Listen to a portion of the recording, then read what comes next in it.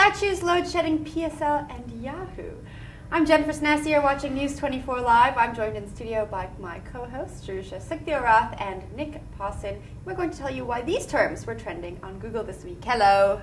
Hello, Hi, Jennifer. Hi, Jerusha. This is my favorite segment of the week. Oh, stop it. Jerusha, I want to start off with you. We just can't seem to get away from load shedding. Why were South Africans searching load shedding this week? Well, because after a couple weeks of respite, Eskom is like a cruel lover. Just when you think you know what they're going to do, they pull something else out of the bag and Isn't that bam! called keeping it mysterious? You know what? Nick is a cruel lover. That's Yeah. what he's trying to say, ladies. I'm done with Eskom keeping it mysterious now. I just want to know when my lights are going to be on. To be fair though, they have released the schedule and we experienced stage 1 of load shedding recently. Interestingly enough, you remember last time we spoke was about Eskom again. Right. And Nick, you mentioned the Medupi workers who were striking. Still having problems there, I believe. Right, so today it's their disciplinary hearings and thousands of them could be fired. So the striking workers could be fired, which means in addition to not having enough diesel to keep the lights on, we just won't have any workers to work with the diesel to keep the lights on. It's not looking good. It sounds like a mess. It is a mess.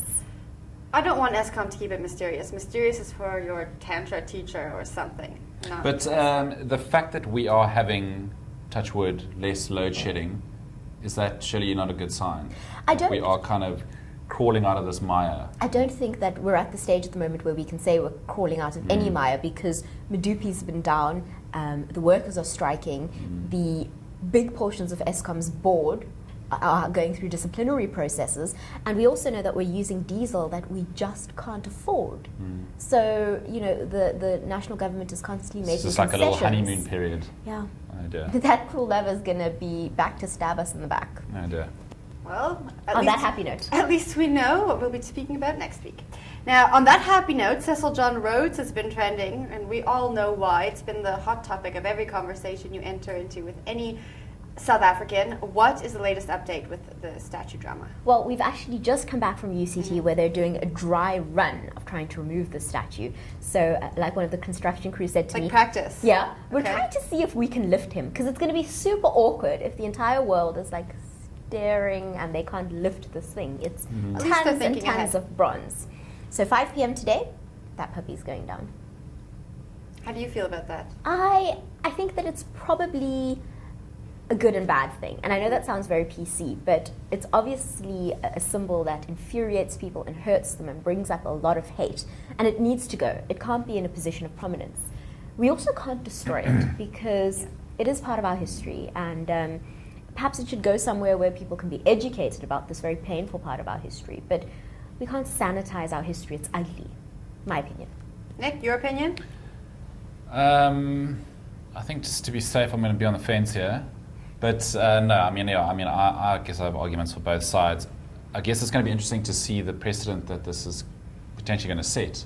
We've already seen other statues and monuments around the country being defaced, and then, you know, certain people protecting their sort of heritage. You can say it, Steve Hofmeyr. Or he would be there. But no, I guess it's good that it's like it's starting this dialogue and it's these debates. Absolutely. But it just does worry me, obviously, when it could get nasty, and the precedent that it's going to set. Where do you draw the line? I remember when I was interviewing that Rhodes professor. The Rhodes Memorial is going to be a much more difficult issue if they want to get rid of that.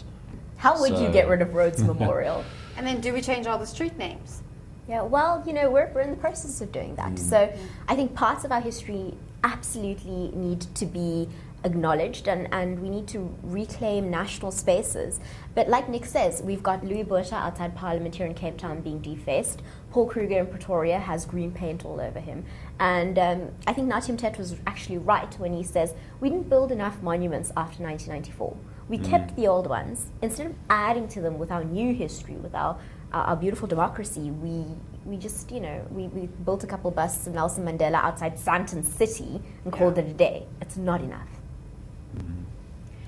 And the last news topic we're going to chat about before we go on to Nick's sports is ISIS was trending this week after a Cape Town girl was pulled off a plane because authorities found that she was going to Joburg to actually join the terrorist group there. Any updates there? Well, I've been following this story when it happens in the UK because, you know, many young girls from France and the UK have been leaving their homes surreptitiously and joining ISIS. So often they're going as brides. They're married off to these fighters. And I was so shocked to find out that a girl from Cape Town had done it. But it was the same type of story.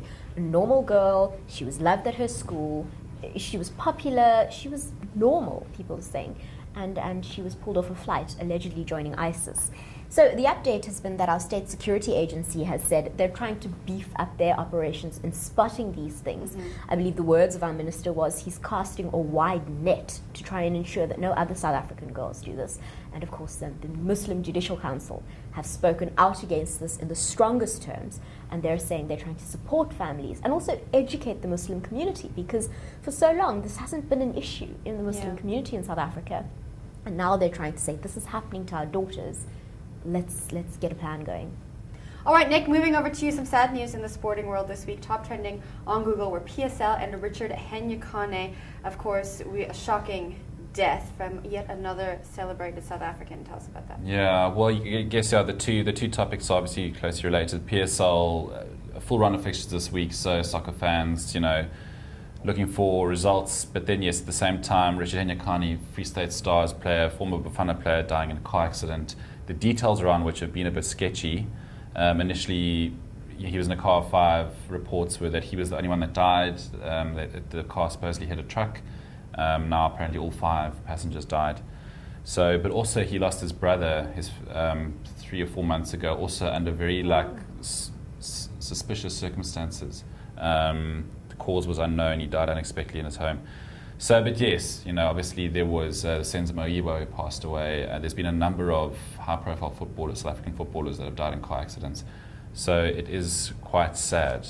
Controversy on Twitter yesterday on whether that photo of the accident scene should have been published, is making its rounds on Twitter. There was no body in it. I think it's the burning car image. Ooh. Yeah, I think. I mean, we see images like that all the time. I don't think it was in distaste, do you? It makes me think of the death of Collins Chabane, our minister. He was killed, but his car crash was shown on the front page of the Daily Sun initially and then all over. And I think it frightened South Africans into realizing that you've got to be safe on the roads. If there were no bodies and if it was respectful to the families and to the deceased, I mean, if it stops somebody else from driving over the speed limit or doing illegal U-turns, maybe it's a Well, I remember I was watching the news last night, and the transport minister was saying that the next recourse is actually just to use shock tactics, because the carnage on our roads is just, it's not getting any better, and that seems to be the only sort of way. That's the Western... After the Easter weekend, we obviously again had a shocking death toll over the Easter weekend. Yeah. Now, sort of high-profile people dying in car accidents is finally making, the right people turn their heads and go, hang on, we need to actually do something about this, which is a sad sort of, eventuality. It's been the Western Cape government's strategy to do that, those shock tactics for a while. In December every year, they release horrific footage of accidents on the N2 usually, but hopefully it's a deterrent. It's unfortunate that it's come to that. Yeah. Nick, Eskom wasn't the only one making us upset this week. Vodacom is in the spotlight. Tell us. It's not Eskom, it's Vodacom. Tell us why South Africans are not too happy about the changes. Well, I believe Cell C customers are also have the same gripe. But yes, Vodacom announced to their customers that they are going to be increasing their tariffs. I got a cheeky text from them as well saying, your monthly subscription is going up. It's only going up by 20 Rand, but I guess it's more the principle than anything, because, and they are within their rights to do that. It's in that little bit of fine print that nobody reads. Because the contract is this long. So, because normally when you sign a contract, for 18 months, 36 months, that monthly tariff, whatever, never changes. So people are frustrated, but then also in this fine print, at the same time, I think you are also then allowed to cancel your contract without necessarily incurring any penalties. So it does... 20 rand a month doesn't sound that bad, but I guess it adds up. It really does. And it's so frustrating considering that we have the highest cellular Yes. call rate on the continent. Really expensive. Are they Why? not taking enough money? Too much for this Okay, show. moving on. All right, Yahoo was trending on Google. I thought this was quite funny. I love how you say Yahoo. Yahoo. Should I say it? Yahoo. There you go. Yahoo. Added Emphasis on the second syllable. Yeah. Now, Anyway. I have no idea why people went to Google to search Yahoo. Now, there's some speculation that people were trying to get to the Yahoo Sports blog. Now I'm saying Yahoo. It's okay. Get to the sports blog to find out baseball scores from the States. But do South Africans really care about baseball? I don't. I don't. No, that can't be it. I don't know, maybe more people are signing up for Yahoo Mail. What? I just don't know. understand why anyone's using Yahoo. I still have a Yahoo Mail address. Keeping it real, yeah. I've never had a Gmail address. You know what my computer does? I change my search function to Google and it changes back to Yahoo automatically. There's a setting for that. I'll show you. I changed the setting and it just goes back. It's the Yahoo ghosts. Anyways, moving on. Leonora Carrington trended with the beautiful Google Doodle. I don't know if either of you saw it. It was a boat made out of a crocodile with other little crocodiles inside. It sounds weird, I know. You have to see it. I'll show it to you after the show. It's on the screen right now. She was a surrealist painting. She died at the age of 94 in 2011, and it was just another one of those Google Doodles that paid homage to a great artist. I think artists don't get the attention they deserve. Moving on to our last trending Google term of the show. It was Happy Easter Yay, my favorite time of the year. because of all that chocolate. Yes. But I was wondering why people were Googling Happy Easter, and then I thought maybe they're looking for memes and cards to send. Probably cards, yeah. Yeah. Cards. What did you guys do for the long weekend?